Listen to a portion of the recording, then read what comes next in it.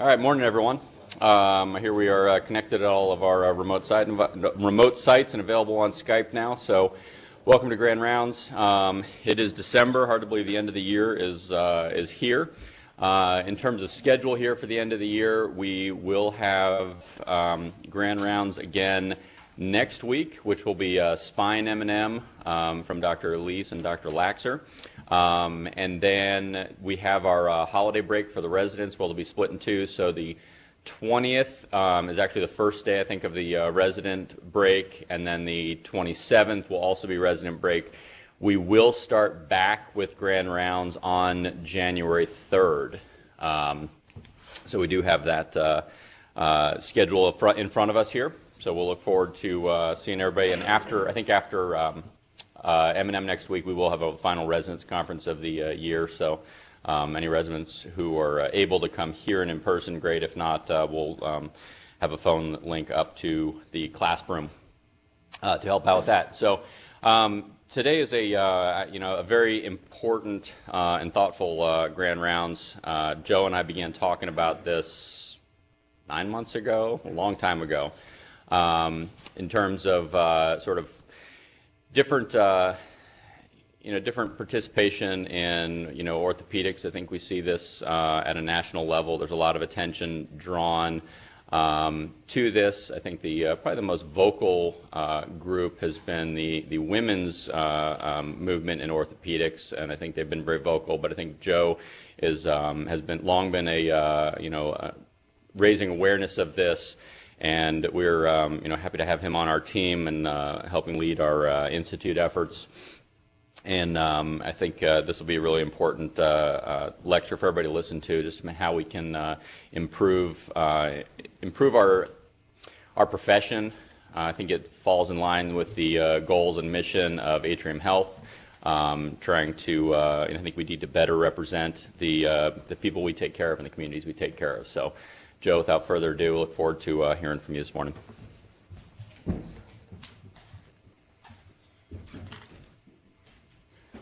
Thanks, Josh. Yeah, I think when Dr. Pat asked me to give this talk, I hesitated for a few weeks and then decided to go on and do it. This is a topic area that's been passionate to me for quite some time, and these are my disclosures. This is why this has been a lifelong passion for me. So this is my mom and my dad. My mom's from upstate New York. My dad is a refugee from China. And they met and married in 1969. And just to put some context around that, interracial marriage was illegal in the United States until 1967. So it's actually relatively recent. It was a Supreme Court decision called Loving versus Virginia, which legalized interracial marriage in this country. They were married 2 years later in the state of New York and moved to Louisiana, of all places. So it was first and foremost in my mind as a young kid getting off the school bus in Louisiana. So as we get started, I think the first thing, too, is just to understand that some of this information is going to make people uncomfortable. We're not here to make people uncomfortable. We're not here to alienate any groups. We're actually here to kind of learn together and grow together on this and really have the spirit of receptivity as we do this, which is essentially maintaining an open mind. I think some of the information I'll show you is a little bit startling when we look at the data, and so to follow that. And then as we grow together, I think one of the most important things, I've had a lot of conversations with a lot of people around this, is to be kind. I think that sometimes we get into a situation where someone makes a mistake or someone has a blunder, and I think the key is to be kind to each other as we grow together through this process. These are things I won't cover. As you can imagine, it's a big topic already. We're not going to try to fix America. We're not going to try to fix the education system per se, and socioeconomic barriers are more than we can cover. And so if anyone wants a very succinct Grand Rounds topic for the future, you can take on socioeconomic barriers in America, and you'll probably spend longer than I, yeah. So what do we mean by diversity inclusion? I mean, first you got to go through some definitions. Diversity is who's at the table. What does it look like when we're sitting at the table? Inclusion is really how we get there. What are those behaviors to invite people of different backgrounds so that we can actually embrace diversity in an institution? And inclusion is inclusion. This isn't saying, oh, this is inclusion of this particular ethnic minority or this gender minority. It's everyone. And so this is the American Board of Orthopedic Surgeons, and you say, well, there's a lot of white men on there. And that's true. That is the demographic of our society. But a lot of these white men were actually sponsors for a lot of people in diversity, and really mentors as well, that are trying to help change the way that this works. And we call that allies. We call that allyship. And these are two people that I've worked with professionally that I would say are not just allies within their own departments, but actually stepped outside their own departments and actually helped lead discussions nationally around allyship. And they are older white males, and they've actually been huge advocates for diversity and inclusion. With that, this is Jim Fickey, who was actually one of my chairmen, and Regis O'Keefe, who I think was your LFP mentor, who's just an incredible guy, chair at WashU as well. And I actually would have to put Josh Patton here as well. It's a surprise to Josh probably that I'm going to talk about it. We have an incredibly ethnically and gender diverse residency program, and I think that it's leadership that gets us there. It's not by accident. So let's look at the U.S. population. So why do we talk about this difference in orthopedics and neurosurgery and other musculoskeletal specialties as well? Well, we live in the United States, and so there's this older concept that it's a melting pot. And actually, I kind of like the concept of a salad bowl even a little bit better, where people can maintain their own identity, and you just are part of a mix that makes the whole thing work, and embracing that diversity and making sure that we hold that to be important. So this is a 2010 census. This is what the U.S. looks like, more or less right now. It's about 2/3 white, and then you see the various identified groups on the census, and we'll talk a little bit of how this nomenclature can change over time. So 12% black, 16% Hispanic, less than 5% Asian, very small slivers that are Native American, Pacific Islander, and then listed as others as well. Well, this diversity is increasing, and so you can see in this demographic, and if you look at these younger groups, middle age and adolescent groups, there's a larger proportion that's diverse, and this is actually going to increase over time. One of the things that's actually interesting too is the growth of interracial marriage in this country. This is not a controversy like it was in the 60s. It's pretty matter of fact nowadays, and so it's going to really blur the lines of diversity. And this is what probably the next 30 years are going to look like, where it's not going to be a majority-minority thing. The reality is we're probably going to be a little more blended group in the United States, really within 30 years. And so this is really not that far away, which is why it's important for us to recognize these things now and help to move forward. Women in the U.S. outnumber the men by about 5 million, and so this is also becomes important as we talk about orthopedics and higher education and leadership as well. So let's look at U.S. medicine. In U.S. medicine, and let's go back to some nomenclature as well. Underrepresented minority is a common term that you'll hear in medicine. Some people call this underrepresented in medicine or underrepresented groups. So you'll hear a variety of terms in the literature as you start to read about these sorts of things. And it's basically gender or racial or ethnic populations that are underrepresented in our respective fields. It's interesting, though, if you look at STEM does not include Asians. So I don't think Asians are underrepresented. But I'll actually show you some data to support the fact that maybe that is potentially true. But it's really sort of interesting how different groups define things a little bit differently, so don't be surprised if you see some different definitions moving forward. One of the things that I think is important to focus on is that an underrepresented minority in medicine is those people that come from different socioeconomic backgrounds, regardless of gender or regardless of race. This is a big deal. I mean, this was a driver for me. We grew up on WIC. We lived in government subsidized housing and on food stamps. We were a pretty poor family, but I joined the Army, and so I was actually to break through some of these socioeconomic barriers by joining the military. Our RAs that are applying to medical school right now can tell you the exact cost probably to them of applying to medical school, which some people average at about $2,000 based on 16 school applications. But there's more than just the financial barriers. Some of the things that occur on the applications are physician shadowing, right? That's a big deal on the applications. Well, if you're in a socioeconomic disadvantaged situation, you don't know any physicians, right? So you're cold calling a physician's office and saying, hey, can I come follow you in clinic today? And like, who? Are you kidding me? I've got 60 patients today. But a fifth of medical students are children of physicians. So to understand that they have an advantage in this, the way that the application process is set up, and even unpaid volunteer work is considered more important than those people that actually have to work through school. So let's start looking at orthopedics. This is nothing new in orthopedics. These questions have been raised for over 20 years in orthopedics. So where are we now, and where do we need to go? This is a paper published about 10 years ago, 8 or 9 years ago, and it actually showed orthopedics not doing that great, right? So we're actually one of the least diverse groups in medical specialty, both when it comes to ethnic minorities over here and women over here. Later on as well, and this is faculty at the top, and this is residents at the bottom. The resident groups include neurosurgery as well. Neurosurgery is right sort of next to us, but I'll show you a little bit of a divergence in performance between ortho and neurosurgery as we move forward. So this is still a problem. And we talk about, well, where are the women, and why do we not have as many women in orthopedic surgery? And it's funny. We'll talk a little bit about implicit bias later on, but one of the things you hear most commonly as well, it's work-life balance or lifestyle choice, et cetera. And you would be surprised how often I hear this. Well, it turns out that that's a small sliver of the impact. So these are the positive reasons why women went in orthopedics, and these are the negative reasons why women did not go in orthopedics. And one of the biggest slice for why women went in orthopedics was the personal attributes of the people that they met when they did orthopedics, or the second is the experience that they had around orthopedic surgeons and around the orthopedic service.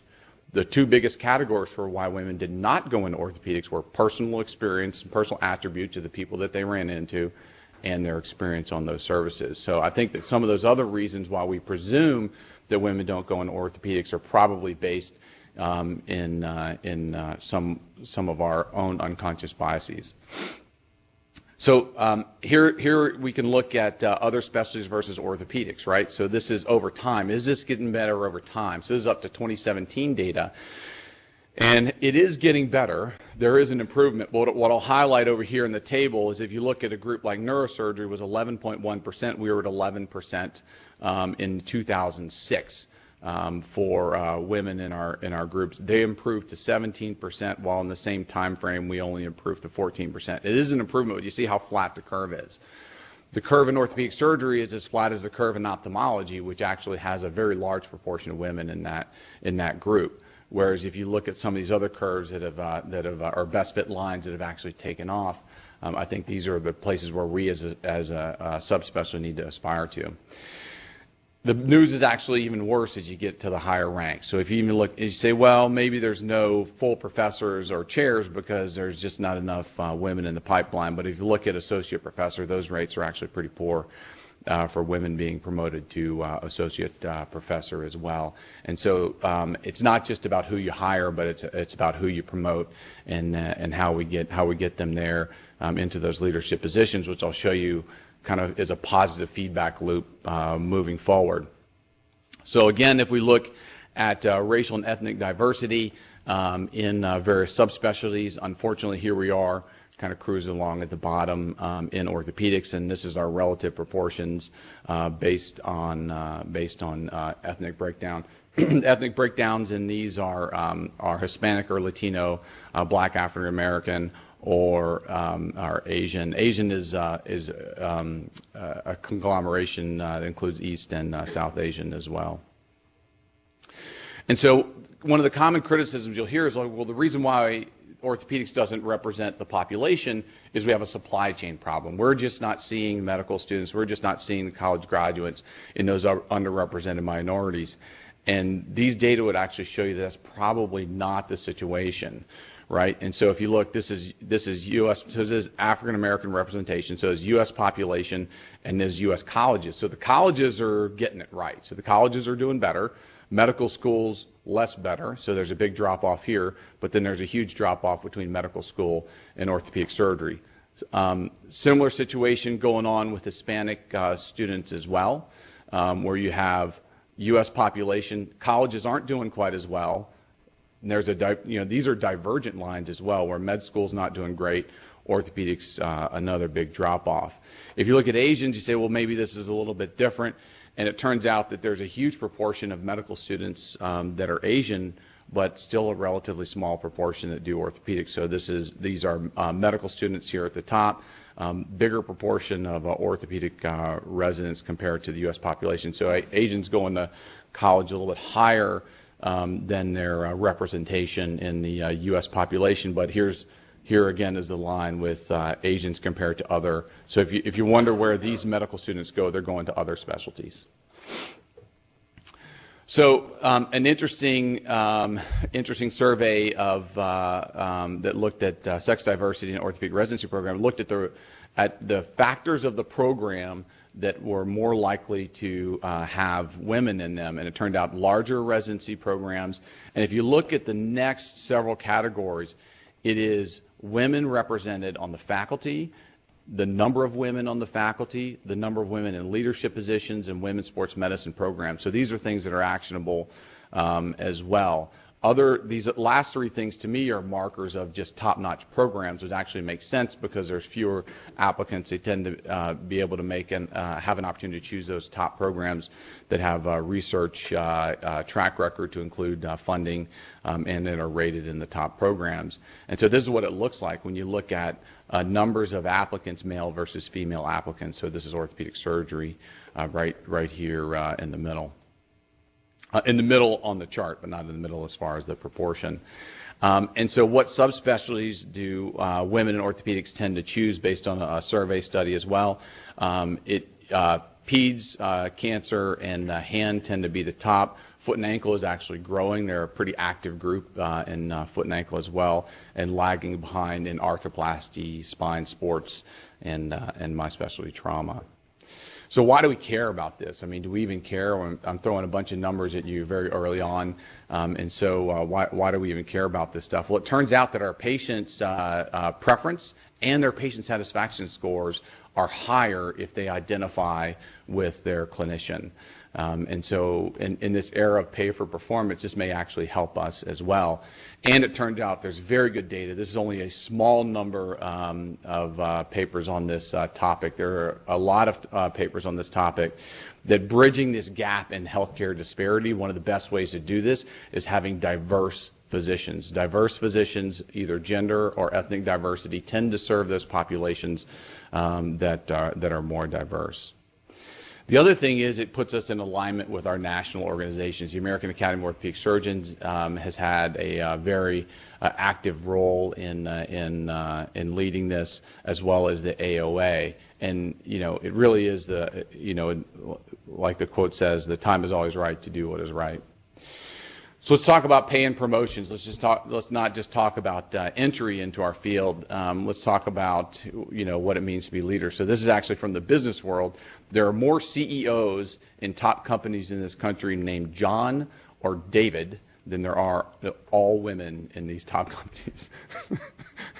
So this is not just an orthopedic problem. This is a problem.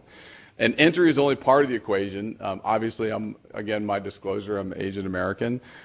Most likely to be hired, least likely to be promoted. And we'll show you that as well in a variety of ethnic groups. So this is in the San Francisco Bay Area in the tech world, where you look at parity, basically the proportion of employees that you have versus those in leadership positions.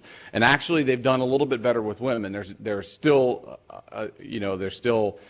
need to hire more women, but of those women that they hire in recent years, so this is from 2007 to 2015, they've actually promoted more women, but in these ethnic minorities, that is not the case, where you actually have large disparities between the number of employees and those in leadership positions. I think that at this point, everyone's heard about that, there's a gender pay gap, and this has become a highly politicized topic now, and there's a lot of talk on both sides of the thing as whether this is true or not true, and we'll show you some data that this is a real thing, that there is a gender pay gap. There's also an ethnic minority pay gap as well. One of the thoughts was that, this is based on education. Well, the men have higher degrees. This is one of Dr. Coltman's slides. That men have higher degrees, so they're going to get paid more. It actually turns out that the higher education you get, the greater the pay gap is between men and women. So it's actually the opposite of what you may hear on the news. And then if you talk about intersections, intersections are when you're part of an ethnic minority and you're also part of a gender minority, or you're part of two ethnic minorities. And so when you talk about intersection, things actually get even a little bit more complex, where in the workforce median annual earnings, it's actually Hispanic or Latino women tend to get paid the least. And so you say, well, we're in medicine, we're humanitarian, we've got to be doing better, right? It turns out not so much. And so this is the pay gap between a male physician and a female physician who now gets paid less than a male dentist.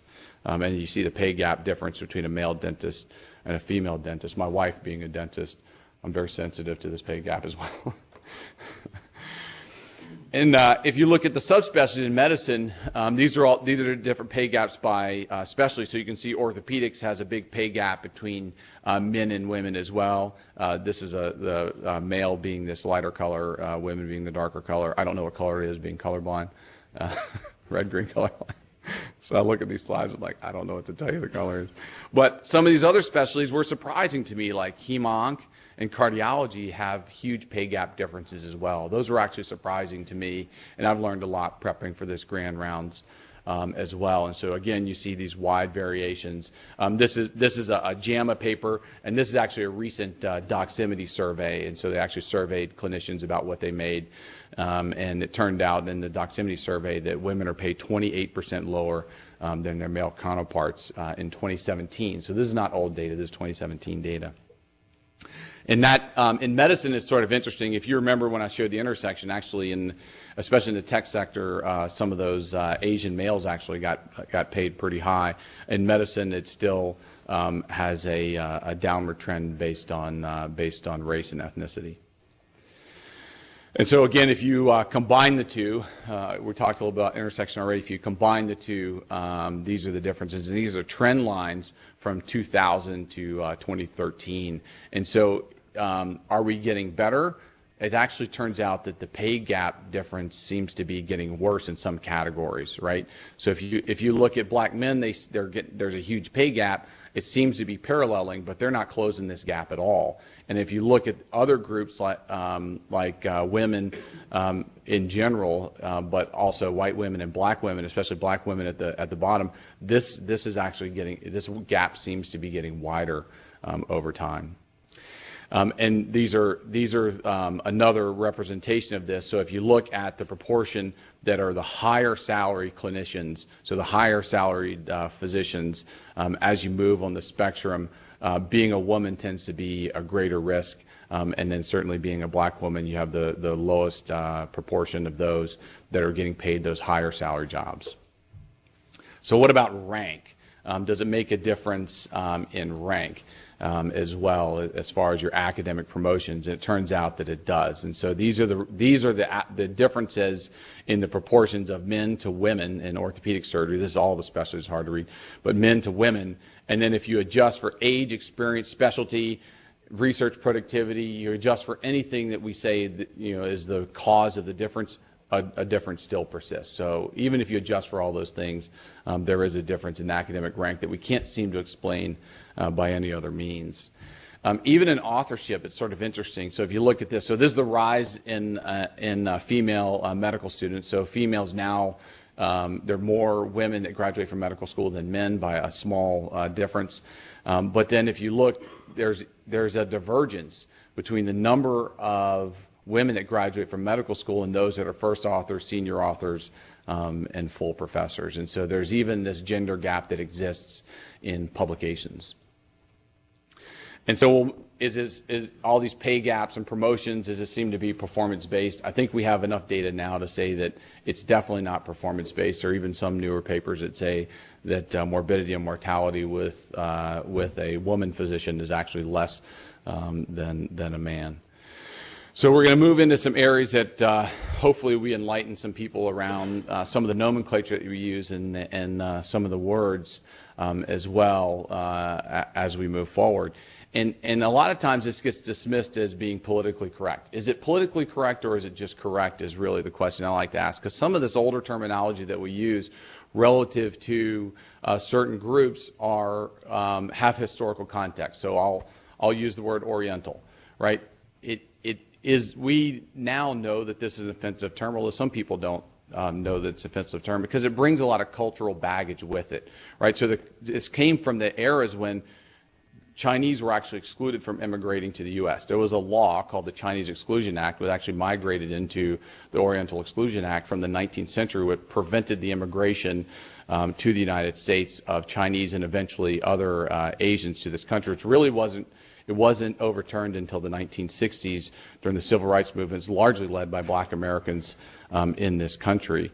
And so even the term, it became such a historically potent term that was embroiled in racism that it was outlawed in several states, that the term could be used in any type of document or communication, but yet it still persists. And so it's important to understand that some of these terms mean something to certain groups, and so understanding that there's a correctness to it, not just a political correctness. So I think that sometimes we say, well, that's just a new politically correct term, and it's not about being PC, it's about being correct.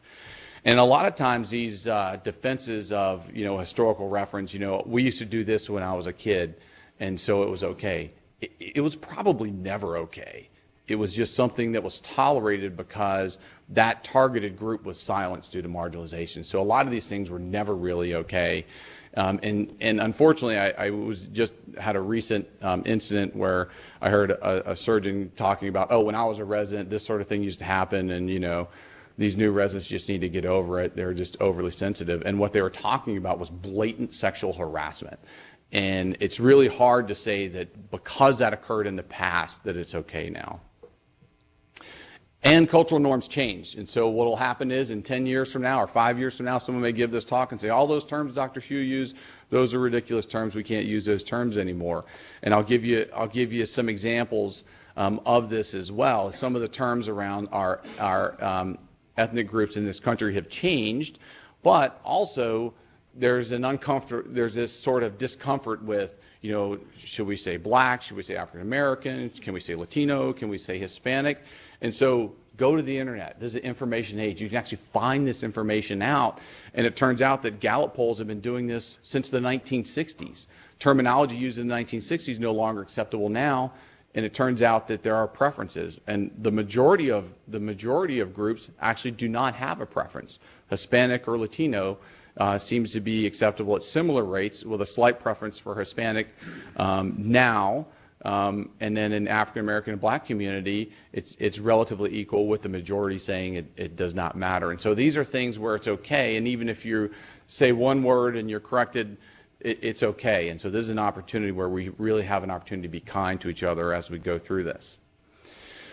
So along the lines of that words matter, this is a very, very common thing that we see both in communications via email, in person, in introductions at Grand Rounds was a good paper that was published on this. And so what it showed was that if a woman introduces either a man or a woman as a speaker at Grand Rounds, they use their professional credentials in their title.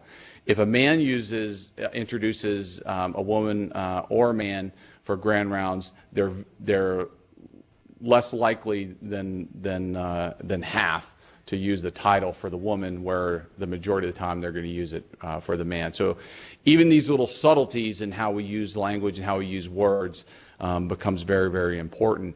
And this lends into this concept of microaggression. I think at this point a lot of people have heard this term microaggression. It's kind of these everyday, nonverbal or verbal slights or offenses that occur that actually do have an effect on marginalized groups. I can tell you that I put this one in here because this is the most common thing that I get asked. They're like, "Oh, Dr. Hsu, where are you from?" And I say, "Well, I came here from Texas."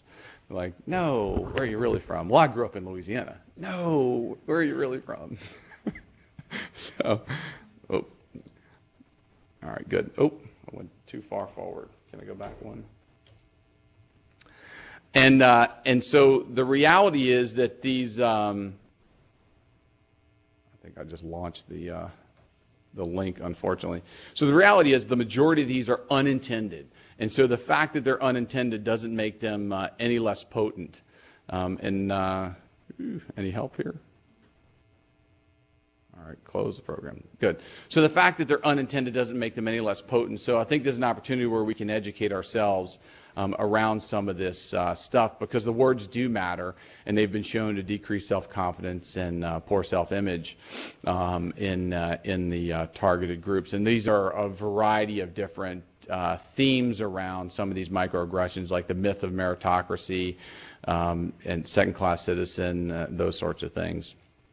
Now, being very balanced, there are criticisms of microaggression theory now too, and some of those criticisms are that we can't actually measure real harms associated with it. So this is still a subject of debate, but actually if you go through some of these microaggressions and you actually learn about it, I think that you'll realize that there are things that we can do to improve some of the words that we use moving forward. So let's talk a little bit about some of our barriers to inclusion so that we can get to a point where we have a little more diversity that reflects the American population. And one of them is implicit or unconscious bias. And this is the unconscious attribution of qualities to a certain social group. And, you know, this is not, oh, I didn't mean that, or I didn't whatever. So explicit bias are those things that are above the water, that we can see, that we know this is my bias, I don't like this, I don't like that, I don't like this particular group, or I don't like, you know, whatever. It's implicit biases, those things that live in our blind spots, that it was either how we were raised, or we didn't encounter people of those different, you know, ethnic, religious backgrounds, where we have those implicit biases.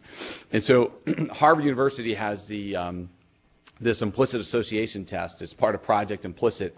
If you haven't taken it, it's actually pretty easy to do. There's a mobile app. You can take it on your cell phone. It's very quick. You can kind of go through it, and it has just like words and faces. Pretty easy to do. And so this is based on 3 million of these. So whenever we say, oh, we need more data, they have a lot of data. So they have 3 million people that took this, and it turns out that our unconscious, we do have an implicit bias in this country that has a preference for European style faces and positive ideas associated with those. And so I think this is pretty good information that this implicit bias, unconscious bias exists in our society. Gender bias is there in an implicit way as well. Those are pretty interesting study where they actually took a fake resume that was identical and either put the name John or Jennifer on it, and then they sent it out to reviewers, and they thought more commonly that John was more qualified than Jennifer, and that John should be paid more than Jennifer, based on the same resume. And so taking it a step further, it went to race. And they used white-sounding names. In this particular study, they used the word Greg, the name Greg, and they used Jamal for the other name, and they sent out those resumes. And they actually had more callbacks in Greg than Jamal. And these are the same resume. There's a made-up resume, same resume, and more callbacks because the person's name was Greg. So there's got to be some implicit bias associated with this. So then this other study went even a step further where they actually took average resumes with white names, and they took highly skilled resumes with black names, and the white resumes got more callbacks. Then even another step, they took a black male job applicant with a clean record and a white applicant with a felony. And they had almost the same number of callbacks. So I think that there's some component here that's really hard to deny. Other barriers to inclusion are blatant sexual harassment, which unfortunately is pretty common in medicine. It's reported in some studies to be as high as 30% in women and 4% in men, and anything to do with sexual harassment, as most of it to be underreported, so these numbers are probably higher.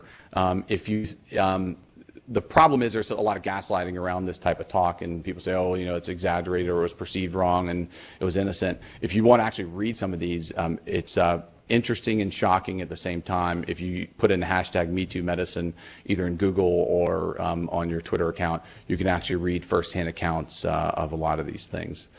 As well, or that op-med that was in Doximity. Doximity's been pretty active on this as well.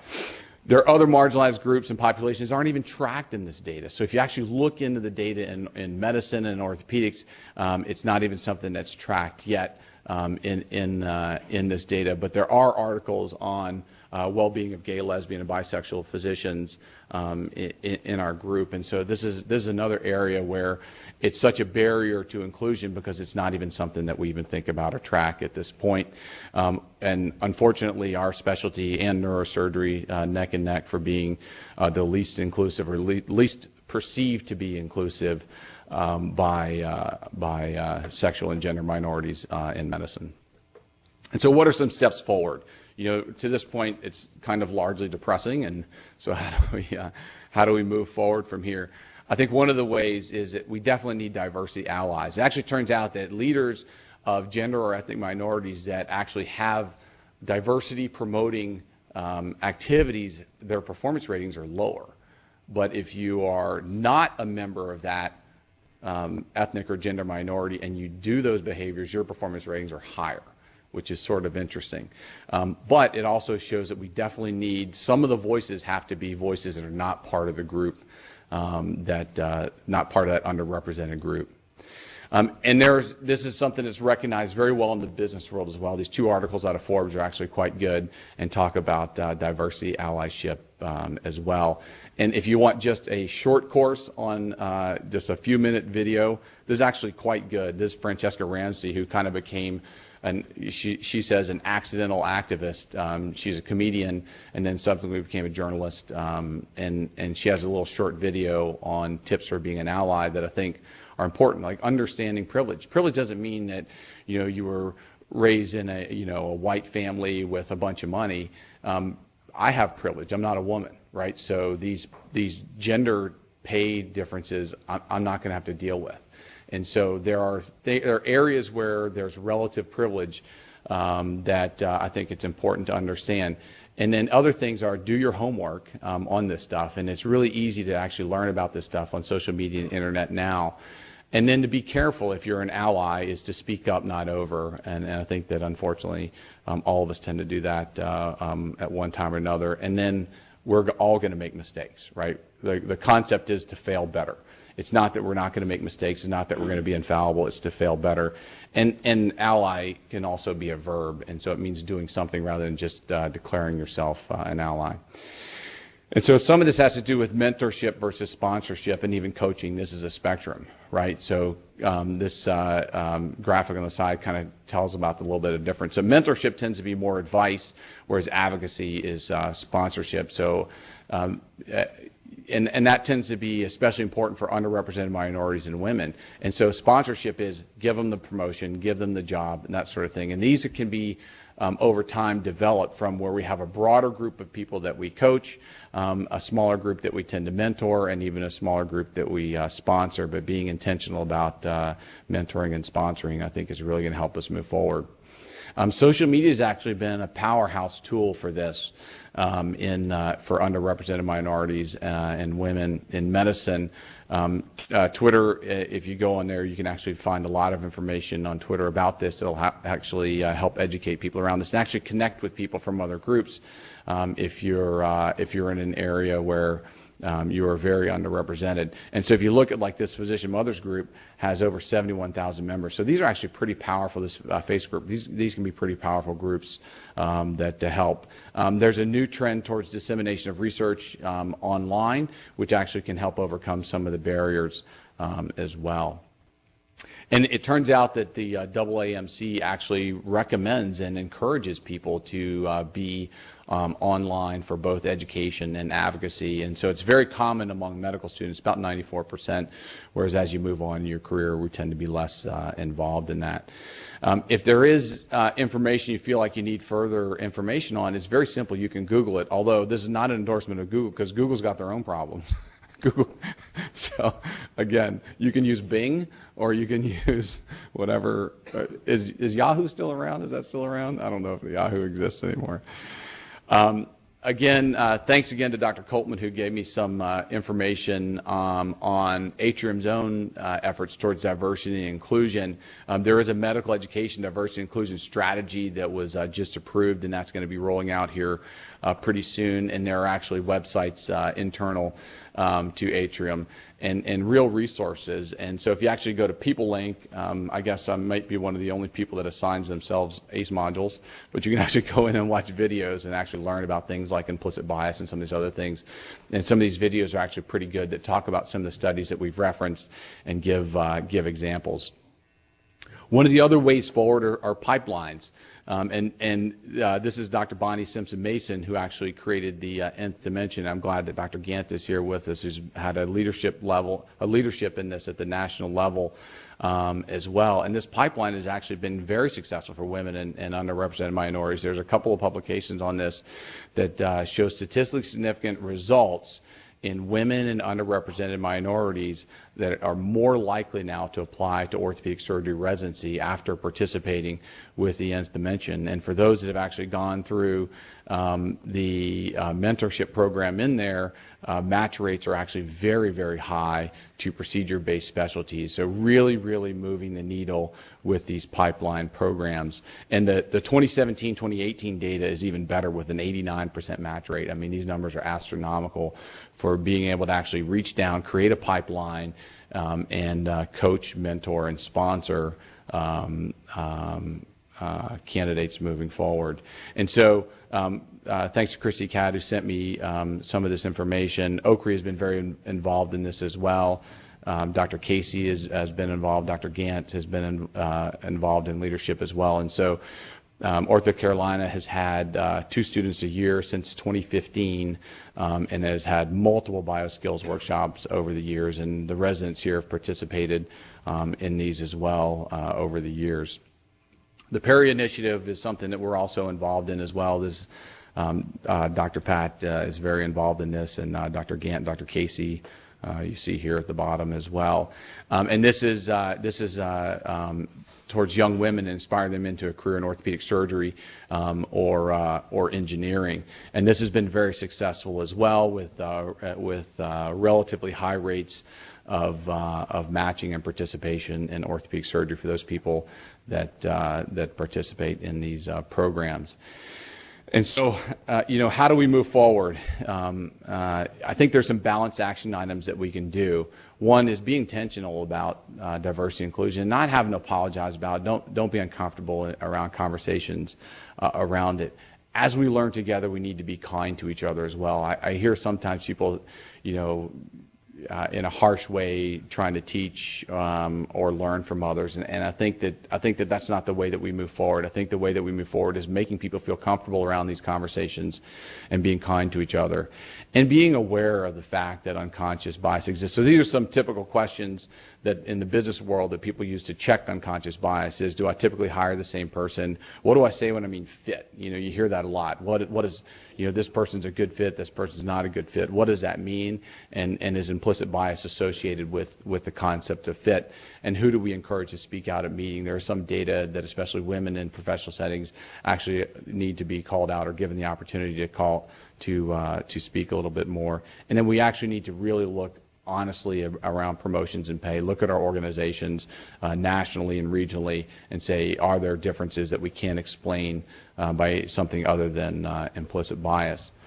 AAMC has recommendations around implicit bias. One of them is to take the implicit association test at Harvard. It literally takes maybe like 2 minutes for anyone who's done it. To have objective, structured interview processes, and also acknowledge that even letters of recommendation and other assessments can actually suffer from implicit bias, and so we have to make sure that any of these subjective measures of performance be put in check for implicit bias, and recognize that cultural differences can affect first impressions, whether people shave or not, and things like that can affect first impressions. And then to commit ample time.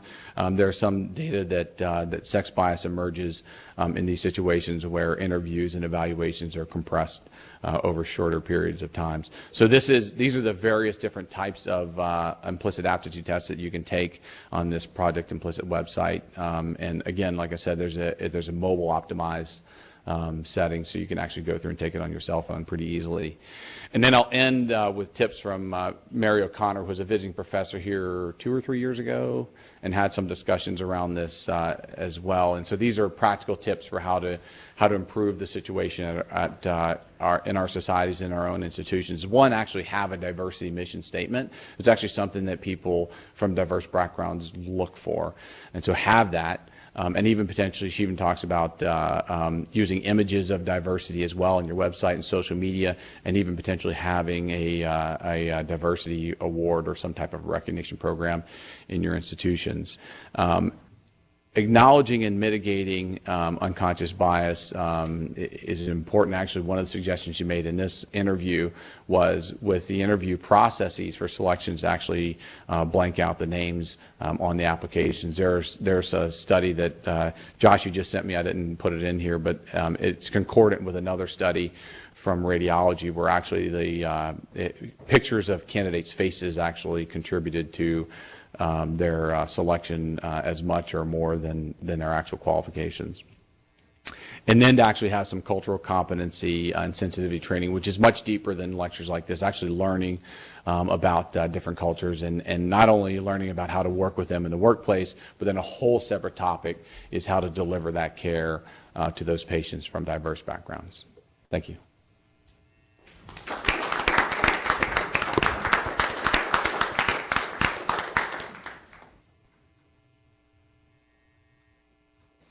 Dr. Gant. That was a great talk. Excuse me, hold on. We want to hear what you have to say. Let's get you on the microphone. Oh. Come on up.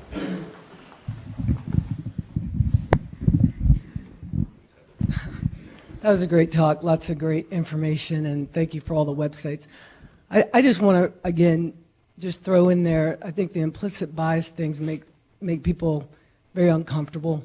And I think we all have implicit biases, and I think trying to slow down and think about them in your own private setting and not feeling like you're being accused, just so that you're aware of them. And I think even the way we educate residents in the operating room is everybody getting the equal chance to put the pins in, drill. So, I think we can all as attendings kind of make sure that, we're checking our own selves on some of the things that we know residents can't get just in the cadaver lab. As we educate residents, we can each check our own self.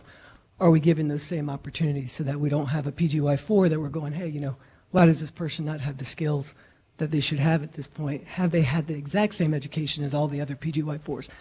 And that was, that is a challenge. And I think on a much bigger level, we have a cultural problem in orthopedics. So 20 years ago when I was accepted as a resident, it was okay to check the box. They got to check the box at HSS that I was a woman and I was black. So there's always one woman in the class there. And HSS was way ahead of most orthopedic programs in Harvard and having at least one woman a year or one black or one other minority. So that we've got to move now 20 years later to making sure we have professors and we have leadership and that we're advocating for residents to be in leadership positions. And that takes someone sharing power and making the pie larger. But it's not just about having diversity for diversity's sake, just to match the U.S. population. The Institute of Medicine in 2002 showed that on almost every health indices with black Americans, they were not getting the same care as white Americans. And that came out in 2002. It's written about, you can read about it, Institute of Medicine. And they couldn't just explain it by socioeconomic level. They couldn't just explain it by education. And just 2 years ago at UVA, they did a sample of only white medical students. So again, these were not people who had gone through medical school, but these were people who are obviously more interested than the lay public, who were asked 10 questions, and they also included white residents. It was only white residents, white medical students at UVA, elite school, probably top applicants, and 7 of the 10 questions they asked were false, but they included things like blacks have thicker skin, blacks have different nerve endings.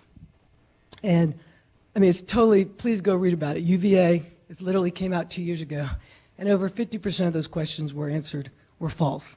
So, and it got a little bit better if you were a resident, if you were a white resident, but it's also about giving good quality of care to our patients, and so that we want a diverse physician, medical staff, because we're not meeting the needs of all the Americans in this country. And you don't just get that by getting a black physician. You don't just lose that by having a white physician, but all of us have implicit biases. I probably have some of the same biases as my white male colleagues because I'm growing up in the same culture. So I think it's a great talk. I think it's a great conversation. And everybody needs a safe space to talk about it, you know. But anyway, thank you. Thank you. Thanks, Erica. See Glenn walking up, and I will do my best not to keep talking because I could talk about this all day. But you know, I think that one of the slides you put up there that a word really jumped out at me was that word fit. And you know, anybody who's been a med student recently knows that I actually like using that word again. And I tell people that Dr. Hanley used to, you know, discourage that word because when we'd meet in, you know, after med students were here in our rank meetings, somebody would say, oh, that person fit in. And Dr. Hanley was very opposed to that word. He said, I don't want fit. You're picking people who you like, who look like you. And that was very true. And that was, you know, he spoke very strongly about that. Now, he also wasn't the most politically correct person in the way he spoke sometimes. But in his heart, he understood this thing. And now I tell people, I said, you know what? I actually love to use the word fit when I talk about our medical students because I think fit here is you fit into our culture. You fit into our diverse group of people. And that doesn't mean that you look like X, Y, or Z. It means that you get along with people, you work well with people, and you could be part of this community. And that's the way, you know, in our particular situation, I see that word fit. But I do understand the historical significance of why that's a dangerous word. Yeah, and there are still things that, looking at the word fit, that we can think about. For instance, one of the things that even some people that I respect dearly, they say, well, I choose people based on whether or not I would drink a beer with them. It's like, so no Muslims, right? And so there are things that we think are very simple have impacts. So people say, oh, well, let's call me and let's go get together and let's go play golf. So people from socioeconomically depressed environments, we don't play golf. And so I think that there are situations where we have to be careful about that word fit in a larger perspective. I think it's great when you have a very diverse group, then you can say you fit into this diverse group. But I think that some of the ways that we think about fit are based on our own experiences and our own biases. So that's one of the reasons why I brought it up as well. Yeah, great talk, Joe. At the fellowship directors meeting for the Hand Society, we had an interesting conversation on some of this. And this year for the application for fellowship, they took out photos and they took out race. And it was interesting because it stimulated a real good discussion of, is that good? Because now you're eliminating the implicit bias that people may have in who they're going to choose. The reverse discussion was for people who are trying to diversify their program, you're eliminating that option. So how do you find that? What do you think is the better route to go? Yeah, I think that's a great question. The examples that I gave from the business world about the blinded resumes would suggest that in the end you're going to end up with a more diverse group based on doing it that way. There's actually a machine learning, I didn't have it in here, but there was an artificial intelligence that did entry interviews for people, artificial intelligence versus a person, and actually had a more diverse selection based on artificial intelligence. Now, artificial intelligence, like Dr. Gant said, you're a product of your environment, so artificial intelligence as well is biased a little bit by where we are. But it would be interesting to see moving forward what that produces. The business world data would suggest it would give you a more diverse group. Certainly be interested to hear any resident perspectives. Another thing that, another slide you had up there that really jumped out to me was the ability to make mistakes and apologize. And I think that we've had situations come up where I have talked to others about situations, and what impresses me is the person who says, wow, I didn't even realize I was doing that. I understand why that's not acceptable. I need to do something to change that. Unfortunately, we still see too much of the, as you talked about, well, that's always how it's been, or they're just too sensitive, or those answers. And unfortunately, I still see those very commonly.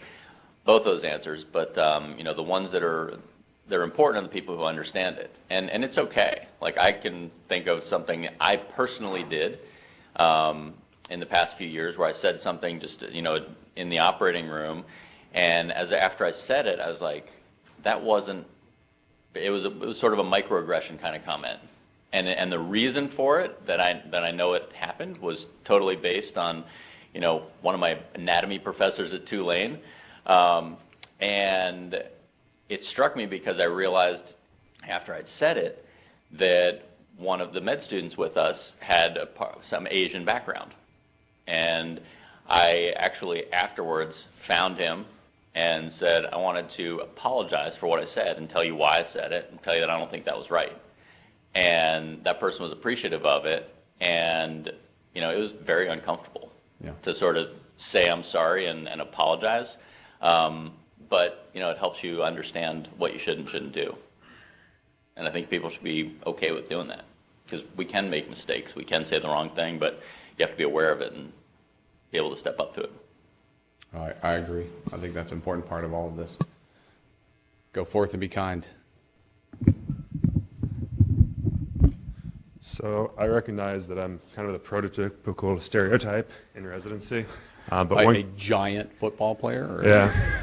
But one of the questions I had as kind of go through the residency interview process and then further into the future, potentially hiring colleagues or people within the clinic, is that how do you balance the importance of diversity, objectively quantify the value of diversity against technical skills and knowledge and interpersonal skills? Because I know on previous application processes, we talk about all of those, and then you spend about 90% time talking about the value of diversity.